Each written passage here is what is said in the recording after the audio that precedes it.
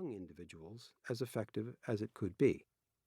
When something has gone wrong with the system in which those individuals are operating, even offering a bulletproof solution at an individual level can only partially resolve the issue. In our work teaching workflow management through the Getting Things Done methods to individuals, we've seen the frustrations of trying to do great work inside of teams that don't function. We've seen all too many people make amazing changes to their own lives, but eventually leave their organizations for greener pastures because of the lack of structure and the inefficiency in the team around them. The hurt. This has consequences. When Gallup finds in its 2022 State of the Global Workplace report that only 21% of employees are engaged with their work, it is unlikely that the other 79% are the source of the problem. The sheer numbers point to their team or organization as a more likely suspect for where the real problem lies. The global average includes significant variations, but even in North America, only 33% of people report being engaged, while in Europe, the figure is just 14%. Numbers like that led us to some questions we just couldn't shake. Decades into the 21st century, why can't we figure out how to organize large numbers of people in the workplace? What prevents us from working smoothly with one another? Why can't we identify a way whereby a larger workforce equals an increased ability to fulfill organizational purpose? Adding more people doesn't always equal more output. On the contrary.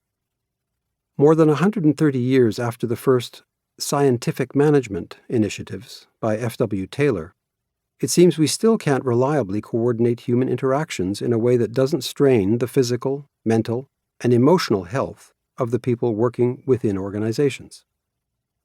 Not all organizations, of course. There are outliers. But the rare successes serve only to highlight the random and ephemeral nature of their results. Surveys consistently show that most people are disengaged and demotivated by their work, even when it pays them extremely well. In the worst cases, the experience of working in some organizations is so bad that it has earned its own descriptor: toxic. The fix.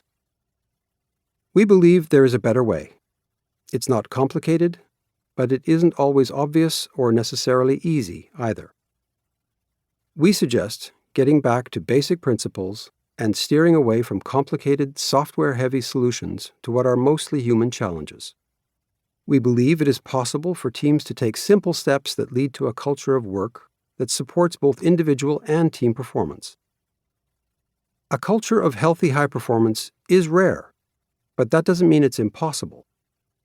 This book is an exploration of what it takes to build on the proven principles of GTD to create and nourish such a culture as a team. By respecting those principles, it is possible to develop and maintain the space and perspective to plan quickly based on new inputs, prioritize in a dynamic environment, and execute in a way that keeps you ahead of your competition and in control of your life and work. By identifying some simple standards, structures, and processes at a team level, the individuals on the team have less team noise to contend with and can get on with doing the work of collaborating efficiently to achieve team aims. In our now infamously volatile, uncertain, complex, and ambiguous, or VUCA world, organizational success comes down to the ability to plan quickly, prioritize on the fly, and then execute on those priorities. Without planning, we are directionless.